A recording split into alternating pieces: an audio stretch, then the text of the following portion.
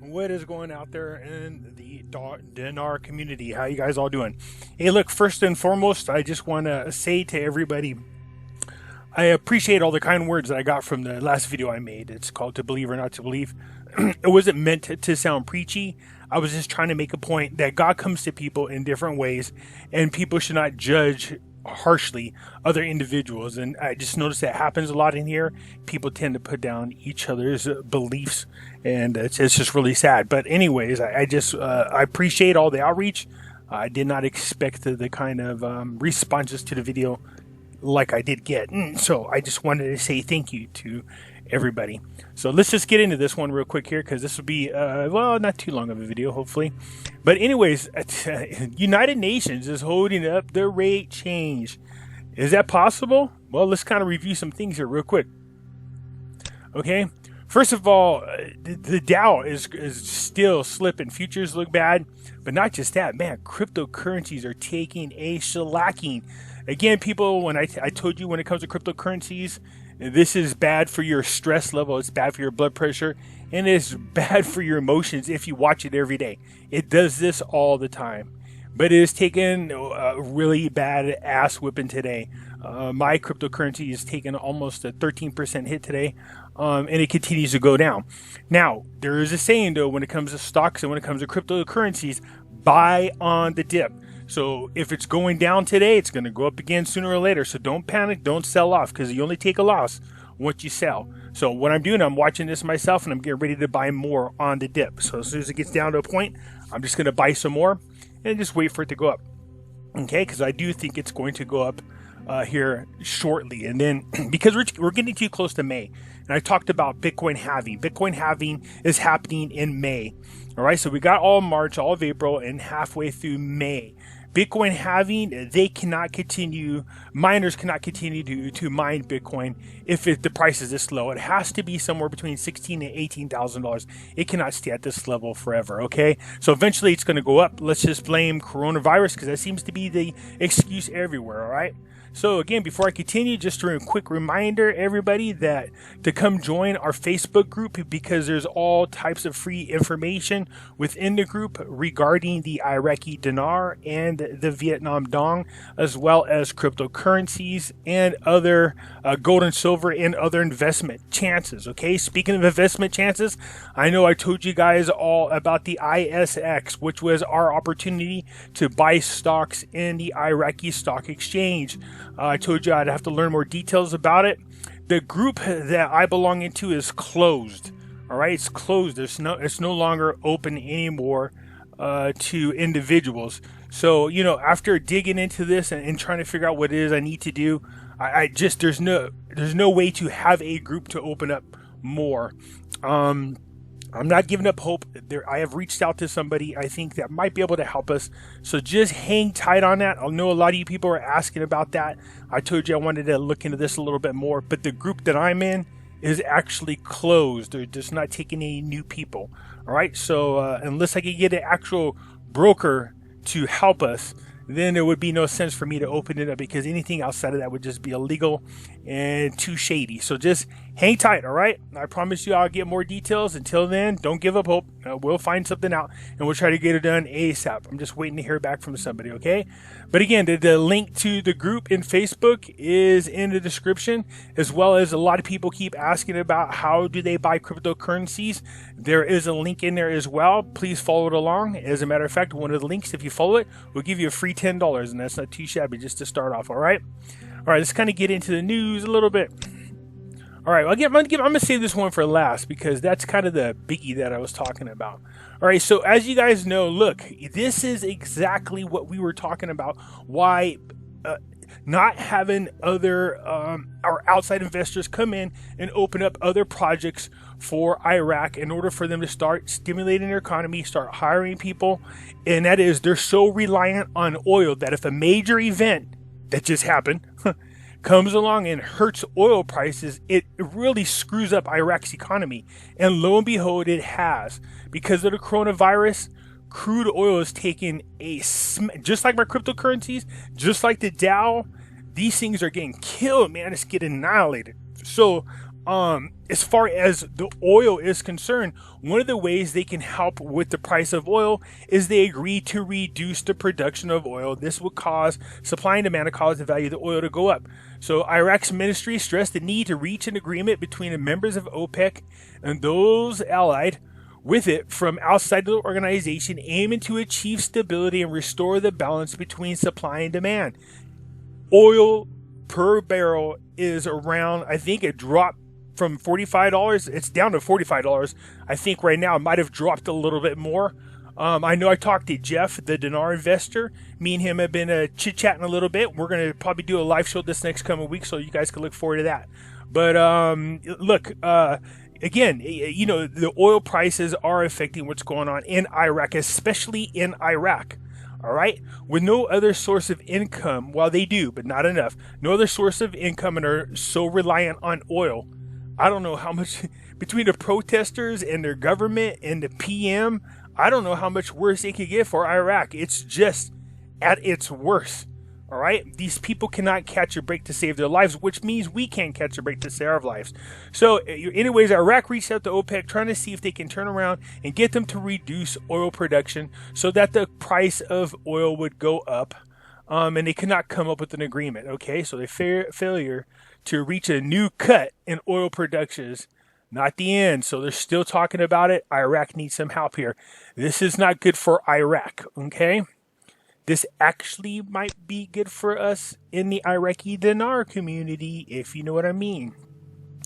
So let's just hope that this oil prices keep going down, and maybe that might trigger something that we've been waiting for.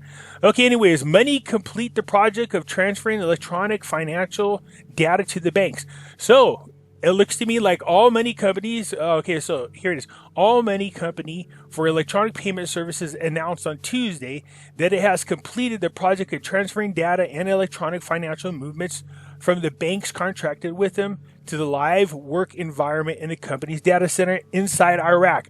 So now what happens is now the money transferring data, payments services, all the banks in Iraq are now connected. They're now functioning. They went from testing it to now it's live. This is good.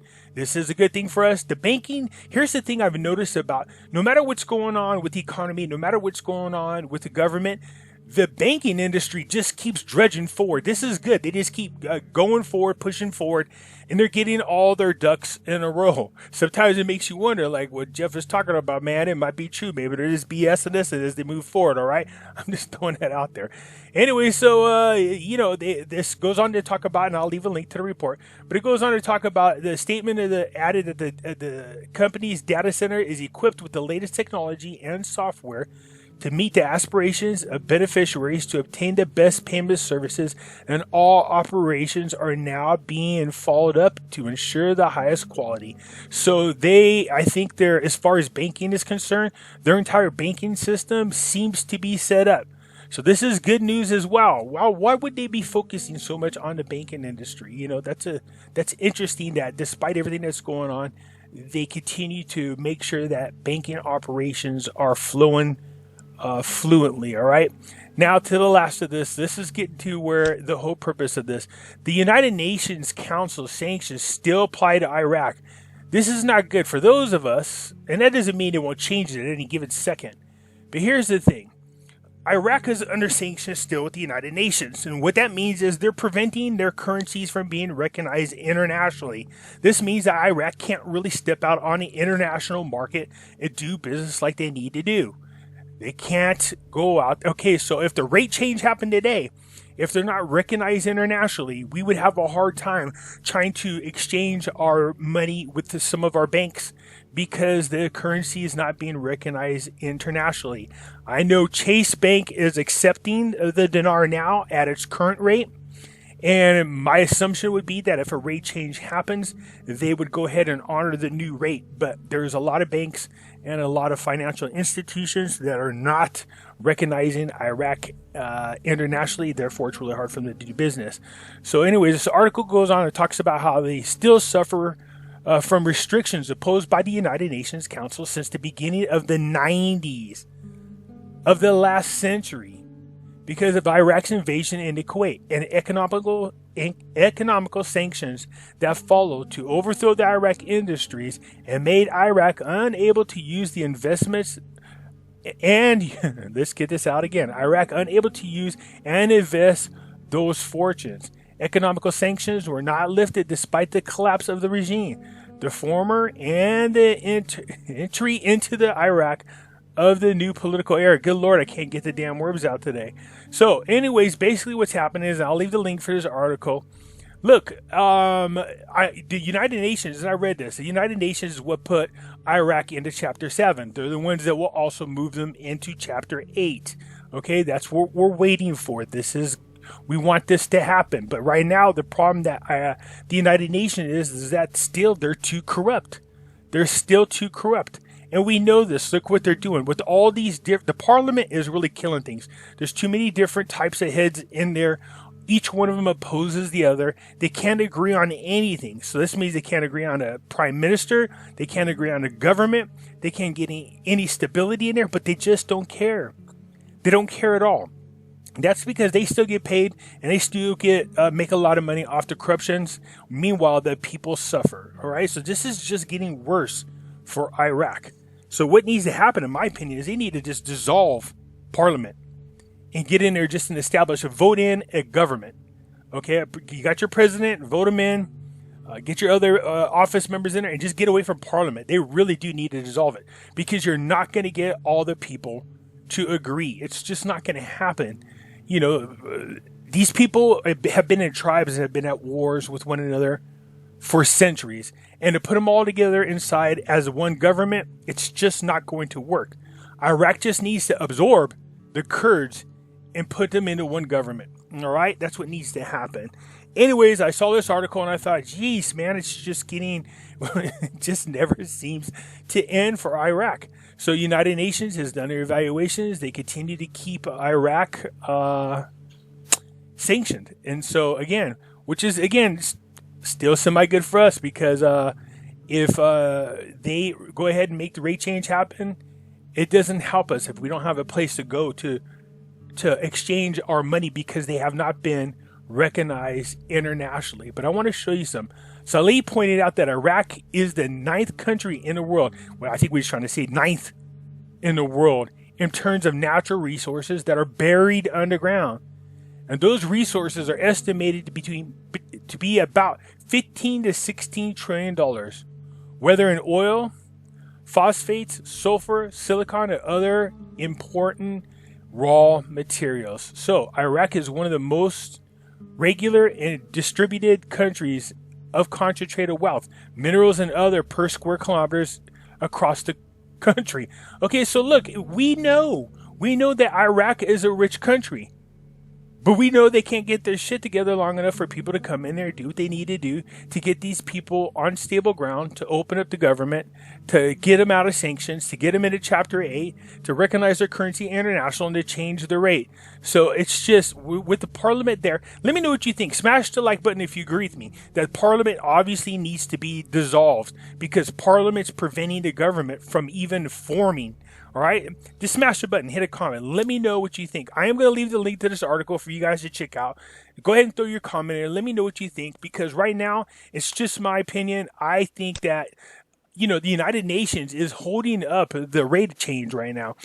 Without them recognizing Iraq internationally, it's preventing them from being able to do the business they could do and grow the way they could internationally. It makes it really hard on them trade-wise. All right. Anyways, I just want to share this with you.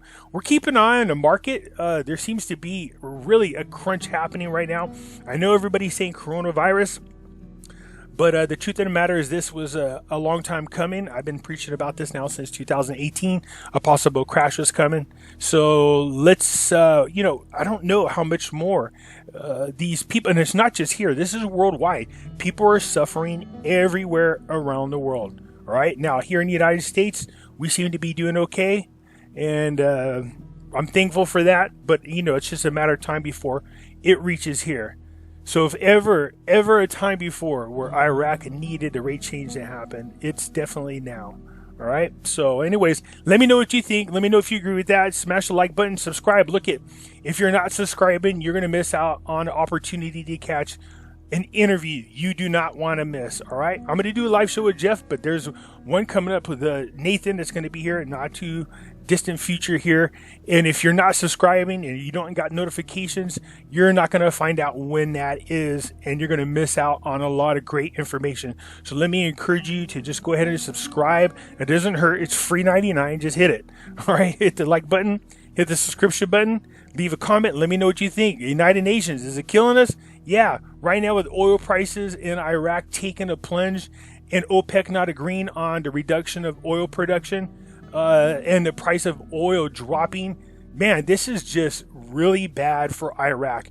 And one thing can save them is a damn rate change, all right? Anyways, let me know what you think. Bye.